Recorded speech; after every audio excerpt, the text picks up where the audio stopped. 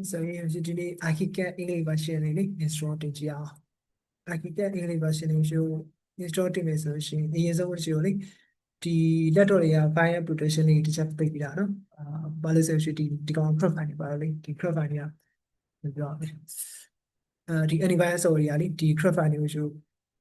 file ပတ်ပြီးဖြည့်ချလိုက်ပါဆိုလို့ပါအရင်ဆုံးဒီ file interpretation နဲ့တားရနော်ဒီ window ကfile interpretation တွေကအရှိပမာလေးဆိုလို့ရှိရင်ဒုတိယချမ်းမရှိရနော် file interpretation တော့ပြီးတော့သူကဒီအောက်မှာလေ file interpretation တွေကဒီအောက်မှာ manage setting ဆိုရအောင်ရှိရတယ်ဒီ file interpretation တွေကောင်လေးတစ်ချက်ပြင်ပြတာနော်ဒီမှာပြန်ဖွင့်လို့ရပါ software download မှာပြန်ဖွင့်လိုက်ပါအခု software download ကျတော့craft file တွေပါလို့ craft file တွေကသူက file နေတဲ့သူပြချမှာဆိုလို့တခြား antivirus software တွေတုံးလဲဆိုလဲတခြား antivirus software တစ်ချက်ပိတ်ပြီးတာနော် okay အဲ့ဆိုလို့ရှိရင်ရှင်ပမာတင်ပြရ download လုပ်မယ့် file ကပမာတင်ပြရလေးဆိုလို့ရှိရင်ဟုတ် sorry စီ channel ပါလေဒီကောင်လေးတင်ပြရရှိရနော်စီ channel မှာဒီကောင်လေးအရင် download ဆွဲလိုက်နော် download ဆွဲလိုက်ပါ download ဆွဲပြီးတော့ဒီစီတော့ဒီမှာ CD ထဲပါလေdrive link လေးတင်ပြရရှိနော်ဒီမှာ download ဆွဲလိုက်နော် download ဆွဲလိုက် okay download အနေနဲ့နော် okay download ဆွဲပြီးလို့ရှိခဏစောင့်လိုက်နော်ဒါလေး okay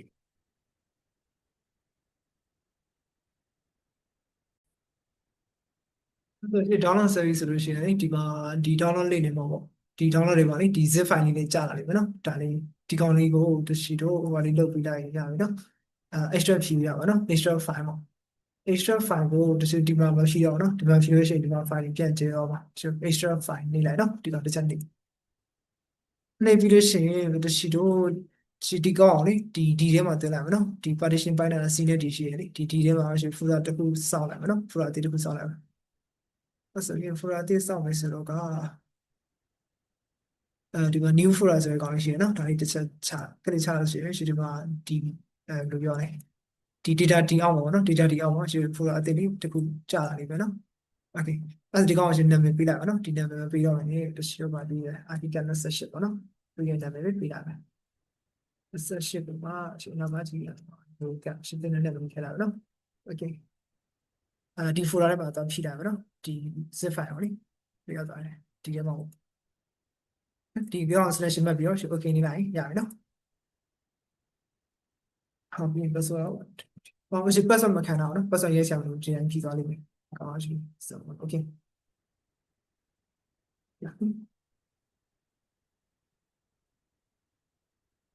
အဲ့ဆိုရင်ရှိဒီမှာဒီထဲသွားကြည့်လိုက်တယ်ဆိုလို့ရှိရင်လေရှိဒီထဲသွားကြည့်လိုက်တယ်ဆိုလို့ရှိရင်အဲ့ဒီ folder လေးပါလေ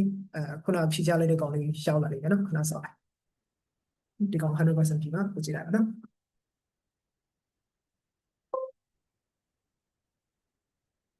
okay အဲ့ဒါတော့ပြောဆက်ပြီးလိုက်ဆိုတော့ရှုခုနဒီ folder လေးတစ်ပတ်ကလေးထောက်ဖွင့်လိုက်ပါနော်ဒါဆိုခုနကရှုzip file ဖြည့်ရဲ့ကောင်လေးလေဒီထဲရောက်လာပါတော့ okay ဒီမှာရောက်လာပြီနော်အဲ့မှာဘာလုပ်မလဲဆိုရင်အောက်ပါလေဒီကောင်လေးကိုတစ်ပတ်ကလေးထောက်ပြီးတော့ install တက်ပြီးတော့မယ်နော်ဒါလေးပဲ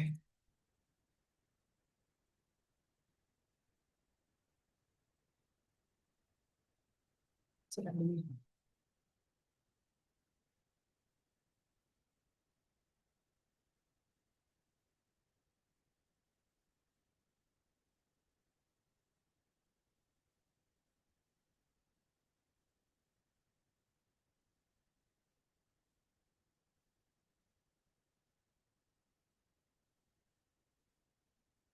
ရရတော့အဲ့ဒါဒီမှာကျွန်တော် installation ဒီ installation အတွက်လေဒီ step by step လုပ်သွားရမယ်နော်အောက်ပါဒီကောင် next နေလိုက်နော်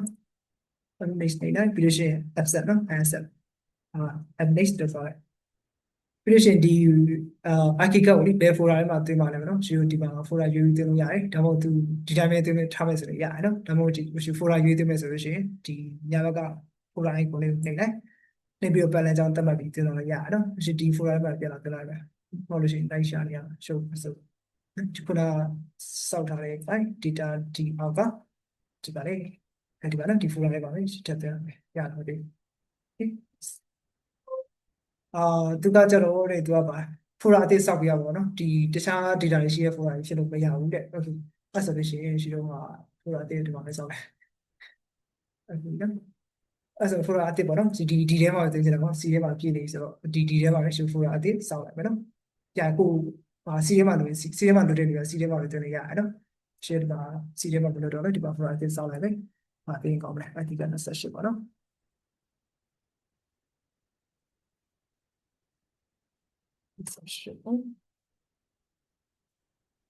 ဒီကောင်ဆိုရှင် file name တူနေမှာဆိုတော့လေအပေါ်ကောင်နဲ့ file name တူနေမှာဆိုတော့အနောက်ကကျမတူအောင်တစ်ခုပေးလိုက်ရအောင်နော် okay ရနော်အဲ့ဒါဒီ folder လေးအလွတ်ဒီ folder အလွတ်တွေပါရှိတာတင်လိုက်မယ်နော်ဒီကောင်လေးကိုဒီပလန်ကြောင်းကြောက်တယ်ပြရောက်တော့ဒီ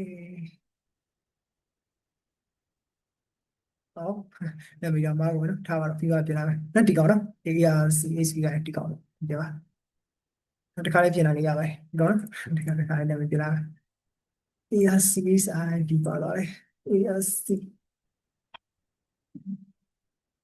okay ရနော်အဲ့ဒါဒီကောင်လေးရှိလို့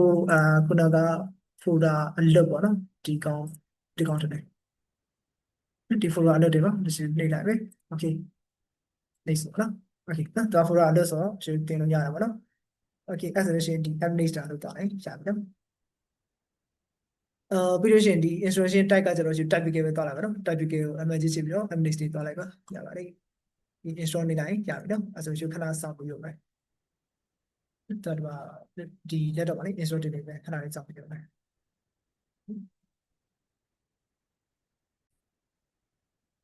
အဲ့ဆိုရှင်ဒီမှာနော်ဒီပြည့်ခံပြီနော်ရတယ်ဆိုရနော်7 minutes လောက်စောင့်လို့ရှိရင်ရှင်ဒီကောင်းအားရပြရတော့မယ်installation process 7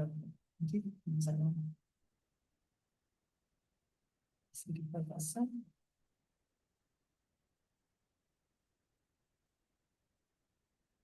installation complete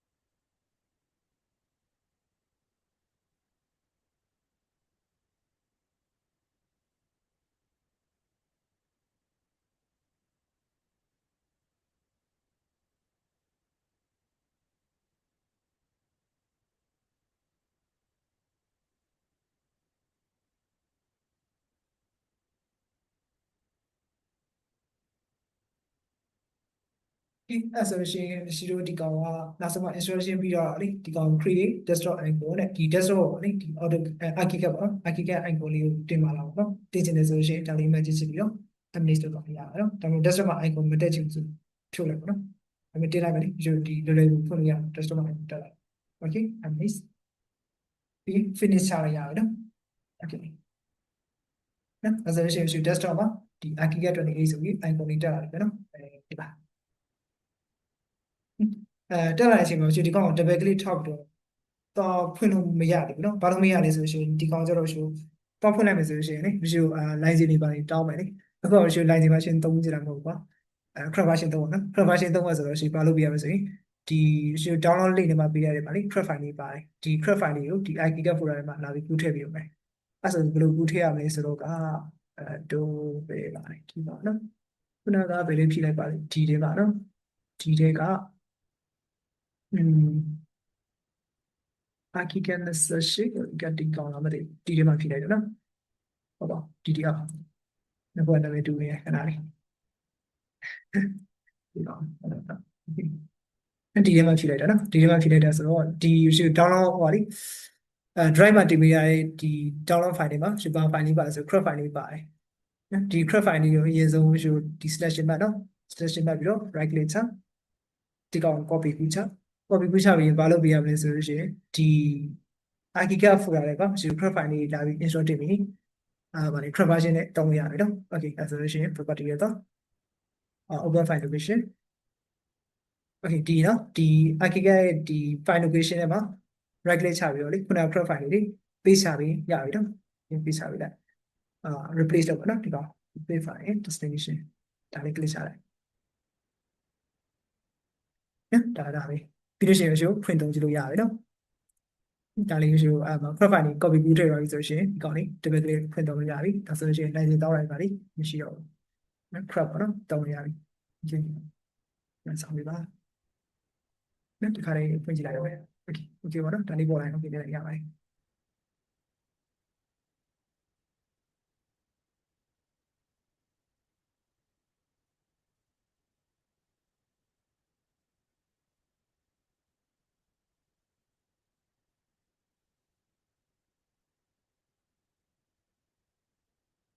โอเคနော်ဒါဆိုရှင်ဒီမှာကြည့်မရှိပုံမှန်အဖြစ်ဆိုရင်သူက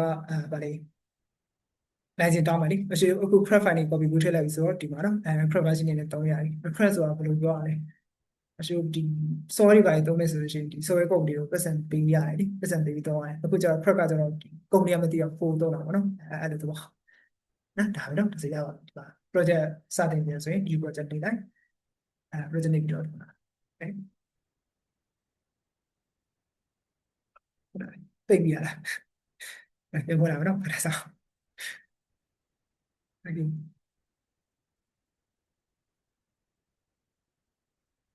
okay ISM နေပြီနော်ဒါလေး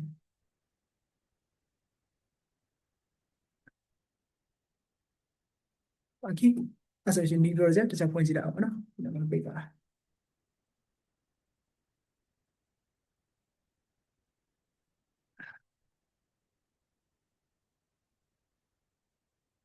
okay နော် ISM နေပြီဒီကောင် continue နေပြီရပြီနော် okay နော်ပြီးရင်ဒီကောင်ပေါ်တော့ရှိဒီမှာ template review ဖွင့်ပြီးတော့သုံးလို့ရပြီပေါ့နော် okay ခဏဆောင်ပါ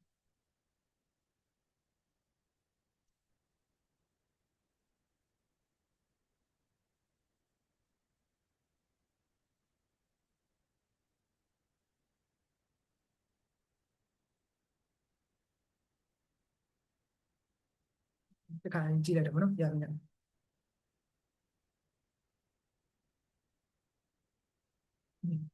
ဒါဆိုလို့ရှိရင်ဒီမှာနော်ဒီ template တွေလေးကြာပြီပြီးလို့ရှိရင်ဒီမှာရှုပ်ပုံပါလေးဆွေးနွေးတော့လို့ရပြီနော်အဲ့ဒါဟုတ် okay ဒါနော်ဒါဆိုလို့ရှိရင်ဒီမှာ article program 20ရနော် article 28 traffic လေးဒီ solution ပြီးစပါလိမ့်